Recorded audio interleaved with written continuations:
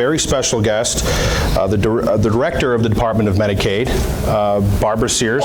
And many of you already know, but I like to share this, that I cut my teeth in the political world by working as then floor majority leader Barbara Sears, and actually sometimes you'll hear me slip and still refer to her as representative.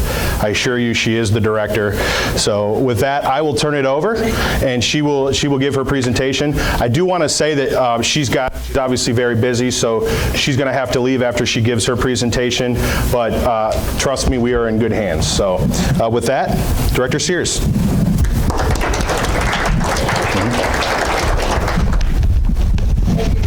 Today's been a popular day for this one or that one.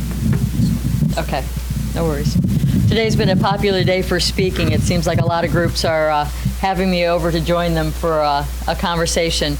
But I'm really excited today to just kind of give a general overview and then turn it over to the experts within the agency to answer a lot more of the technical corrections. This is obviously a big change, not just for you, but for us as we continue to move forward to comply with the rules that we need to comply with under the electronic visit verification system. Just a quick background information, just to refresh everybody's memory. We do know that this is part of the 21st Century Cures Act. It says that we are going to do personal care services using EVV by January 1 of 19, and we're going to do home health by January 1 of 2023. We are obviously, as you well know, started working on this on January 8th to kick it off for Ohio. Failure to meet these deadlines come with a very high price tag, which is the reason why we have worked hard to make sure that we can begin this early and timely so that we have this period of time where we can get used to it, that we can make sure that things are working well, both for you, for the members that we serve, and for our need to make sure that we have a proper integrity within the program, which we are held accountable for. Just real quick, the 21st Century Cures Act requires that the system look at the types of services provided, individuals receiving those services, the dates of services, location for the service delivery, and the individual providing the service and the time the service begins and ends. So we know exactly what we are required to do under this system in order to make sure that we are under compliance. The EVV benefits. What this allows us to do is look at near-time processing capabilities. It allows us to look at GPS, and both with GPS telephonically and manually, we can look at entry of the data as we want to collect the information that we need to, both to comply with the 21st Century Cures Act, but also to give us the tools to begin to measure so that we can look at the value of what you're doing and measure it and look at the value of and the increase of the outcomes of the services that are being provided as we continue to prioritize paying for value of services more than just, thank you. More than just the quantity of services. That becomes very important for us to make sure we're doing it. Of course, the goal is to improve the quality of care. That's the reason why we get up in the morning. That's the reason why you get up in the morning, is to help the individuals you serve have a better quality of life. And make sure that we're doing our jobs in the most effective manner. Also critically important to the program is our integrity. We have an entire group of folks that spend their time doing nothing but looking at how the program integrity works. How does it interact with other programs? How does it serve the mission of the agency? How does it both serve the 3 million Ohioans we have the opportunity to serve through the Medicaid program, while respecting all 11.5 million people in the state of Ohio that fund our program through taxpayer dollars and give us the opportunity to do this work. We have more folks than you can imagine who like to check us and audit us. And so making sure that we've got a program that we feel comfortable with is good for truly everyone involved in the system. Services that were started in January 8th of 2018. You may know this already, so I apologize if it's repetitious, but it's always important for us to kind of make sure that we understand the basics. State plan home health aid, state plan home health nursing, state plan RN assessment, private duty nursing, home care waiver nursing, home care personal aid, home care waiver, home care attendant.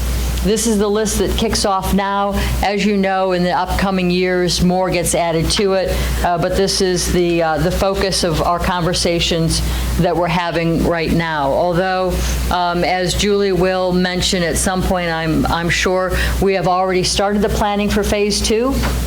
We do like to do things, to the best of our ability. The more planning you do, the more outreach you do, the less likely that you will have issues that are overwhelming. And to that end, we do look for collaboration with our stakeholders. We want your feedback. We would like to hear both the positive and the negative feedback. That allows us a better opportunity to make sure that you and our agency is meeting its mission. We've been doing stakeholder outreach on a formal basis since 2016, October, and that includes talking to the individuals, talking to meeting the stakeholder groups, reviewing written correspondence, providing consumer groups with feedback and receiving feedback from them, and also looking at some videos that we have been doing, trying to make sure that we're reaching out to people where people want to be reached out to. In addition to that, with providers, we have also been doing stakeholder meetings, as you know, continuous correspondence, and access to specifics prior to the launch, and also looking at interactive voice response as a means of communication. It's always difficult in our busy lives to figure out the best way to correspond with folks, so we're trying to do it in a lot of different varieties, making sure that we're getting out to talk to people. Assessing stakeholder feedback. As much as I would like to say that perfection is something that we all will achieve in everything we do, we understand that any new program, especially at a program of this size and magnitude, will come with a certain level of issues. It's not necessarily, in my mind, about whether or not something went right or something went wrong. It's about recognizing why something went right, recognizing why something went wrong, and how quickly and promptly and efficiently can we solve the what went wrong to create the least amount of impact. So it's about paying attention to the process as it's working, so that we can constantly fine-tune it and redefine how we look at the system. And that is certainly what we're doing here, as we're addressing stakeholder feedback. Certainly the meetings that we have been having, these ladies have been having primarily, have been very much engaged about that. However, we have seen some themes come out, and so we want to just address a couple of those themes. The devices only capture coordinates at the start and the end of the visit. These phones are designed very specifically to look at certain elements and only capture those certain elements. The individual does not have to take the device when they're leaving home unless they're going to start or finish a visit at that point in time. Cameras are used to configure the device and disabled before the device is sent away from the home. So what that means is that if you are concerned about that camera for some reason, you are welcome to, just like some of us do on our video phones or on our iPads or on our computers, you can put something dark over top of that little spot and cover it right on up if that's what you choose to do. It is of no value to the system that we are engaged in. So if it makes you feel better, or it makes the person you're working with feel better, put a dot right over top of it with a black sticky or whatever you choose to do, and cover that thing right on up. We are not using them. The microphones work like microphones work. You turn them on, they work. You turn them off, they stop working. That is the intent of the phone, and that is the intent of the microphones that are within the system. They are used as a tool only for those purposes. And effective July of 2018, there will be an app available for those of you, the providers and workers, if they choose to download the app onto their phone, they can use their own phone as long as we get the elements that we need.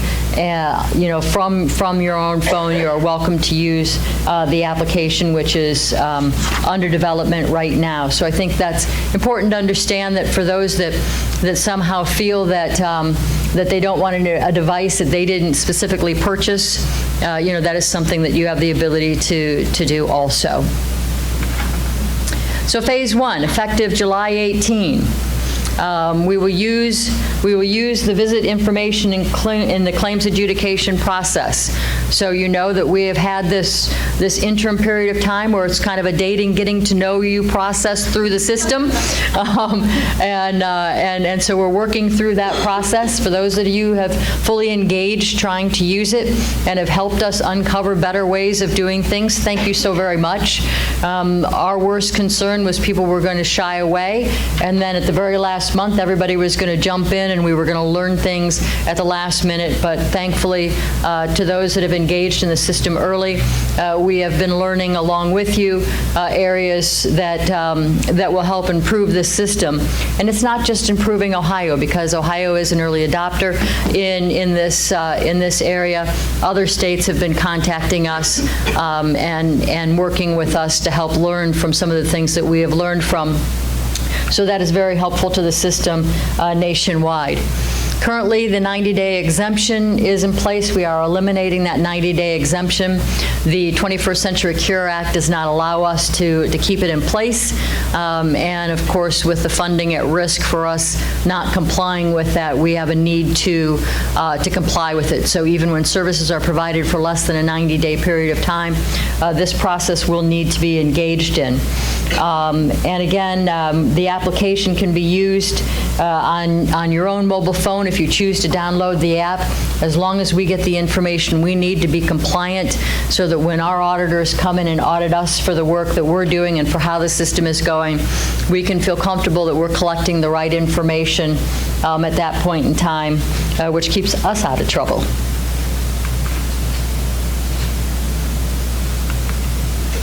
Phase 2. Shockingly enough, we are well underway for beginning Phase 2. Our office tries to work on a calendar that puts these projects out far enough ahead that we can do it at a measured pace, so we can make sure that we're doing what we need to do. Phase 2 will include Passport Level 1, individual options, the IO waivers, and self-waivers. We will also include managed care, the traditional, and the MyCare, Ohio. We will look to collaborate with the Department of Aging and DODD and our managed care plans.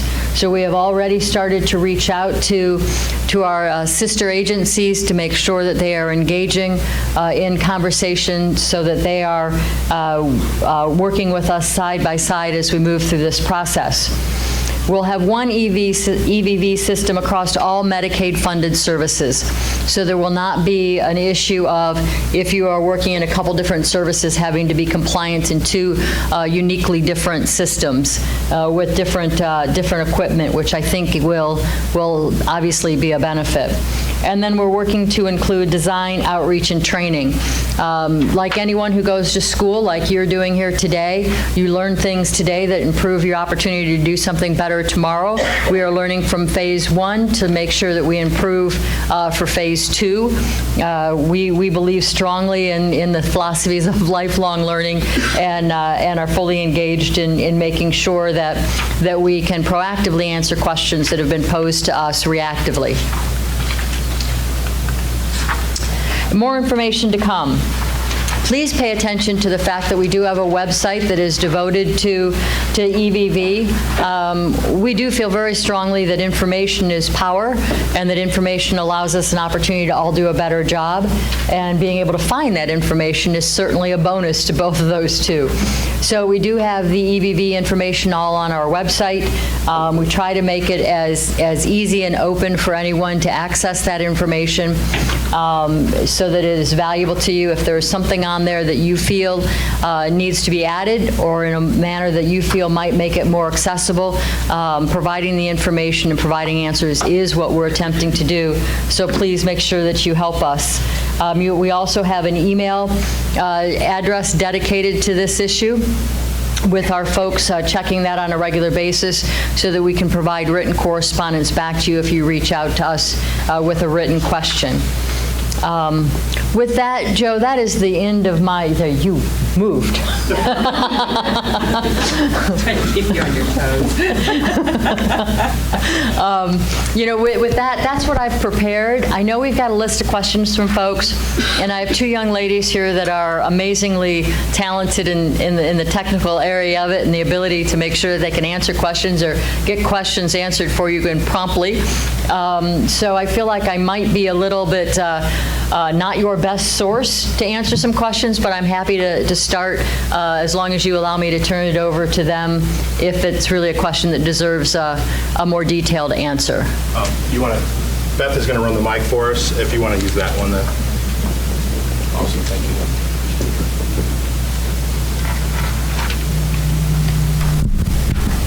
All right, who's got questions? I have one. The big thing is Oh, okay. The question I have is, when we have the client go to a doctor appointment, or the aide or nurse go with the client, and they clock in and clock out, how is that going to affect billing? Right off the bat, you hit a technical one. So how do you bill that today? You group it? Right. I group it. You take both time slots and you put it together. So you group it as a billing without that appointment in between, because you can't double bill when they're at the appointment. So you bill it as a single visit? you bill it as a single visit for the time before the visit and the time after visit combined. But Yes. then there's the time sets in there.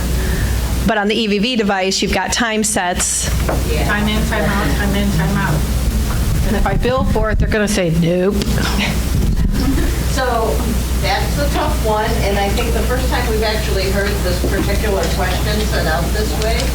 So we're going to have to, I think, go back and talk to Sand Data and do some thinking about that. So we'll... When you do, remember this also goes with your HQ people. Group cases. Group cases, yeah. Group visits are currently excluded. Yes, but if you put in a doctor, you can't exclude it. Right. So the group visit solution, though, is something brand new we're developing with Sand Data. Starting at the end of March, we have our project kickoff with them to start with that detailed requirements work. I don't know how it'll impact group visits, because they're certainly their own animal. In terms of how it works for phase 1 services, I think we're going to have to talk about it and talk to our policy staff, because if you would ask just us, the EVV people, we would have said, well, it's 2 visits. And I hear you, and it makes sense. So we need to go back and talk to our program policy people. Who are your program policy people? Sue Fredman, Otto Darnell. Are these any case managers? No. You work with the case management staff, and so we'll convene a conversation and talk about it and get an answer out there. We'll put it probably on our website, the frequently asked question, and get the answer back to Joe so we can share it with all of you. Yeah, because we've noticed a lot of case managers don't have a clue either. And we have done a lot of presentations with case managers, and we continue to do that. It's a huge difference in how you think about some of our work, because we've never captured information at this granular a level, and everybody's learning, including us. I think probably once a week somebody asks us a question that we're like, wow, that's never come up before. How are we going to figure that one out? And that's why the 6 months was so important. Okay, we're gonna have the opportunity to dive into this technical aspect in more detail. Is there any questions from a non-technical basis for Director Sears?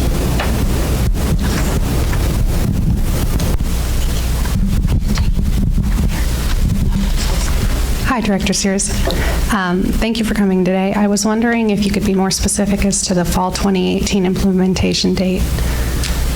Do we have a specific date yet? We do not. We are hoping to bring it up October 2018, which would allow us 3 months of time to do a soft launch, much like we've done with phase 1. As we have the kickoff, we'll be finalizing the timeline with Sand Data, and we'll know how achievable that is. We're pretty optimistic that it'll be October 18, and we'll share that information in our stakeholder group with the associations and on our website as soon as we have a firm date. And I think that just really speaks to our true commitment to make sure that we're doing stakeholder outreach and making sure that we're ready to go.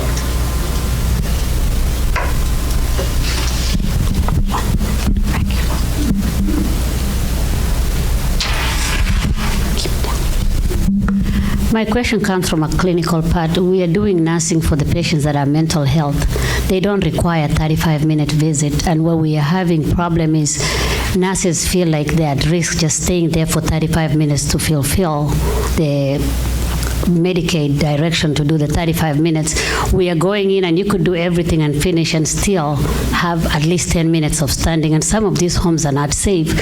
So my question is, have you ever considered going back to open up the nursing where we don't have to be there for 35? There are patients that need an hour, but majority of the med administration, it is 25 minutes.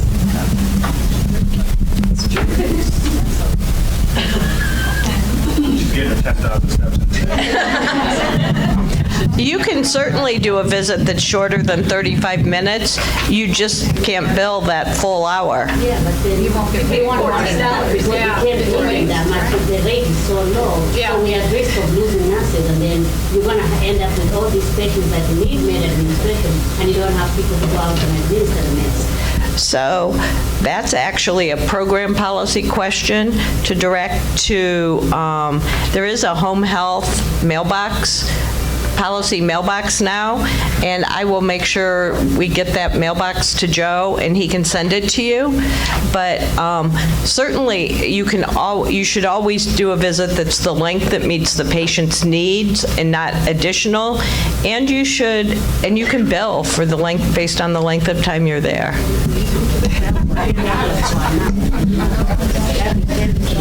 Any other, we have additional questions for Director Sears?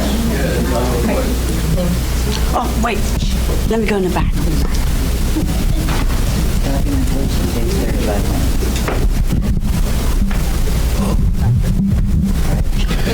Thank you very much, Director Sears. I actually sent a letter to Alora CEO and made a copy to you, and I think Julie called me today to address those issues, and we're still having those issues. One of the concerns is customer service is really terrible with Sendata right now.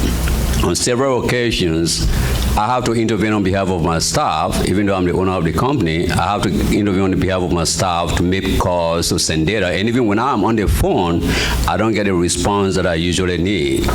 And that has been very frustrating. That's why I wrote a letter. So my question to you is ODM doing anything to actually improve the customer services that we're currently receiving from Sendata? Yes, we are in constant contact with Sendata, talking about issues of customer service, issues of all the technical information that we're having discussions with them. And we will continue to follow up with that. I work basically with the pediatric population, and we have some pediatric patients that are very coherent and know what's going on. When it comes to caregiver sign-outs, we're having some issues. Sometimes we have parents who aren't home. We're leaving the child in the care of a relative or another person that the parents have put in charge of the child once we leave. Sometimes we're putting in the morning, sometimes we're putting them on a transportation to some kind of a facility they're going to spend the day at. And how are we supposed to get that verification?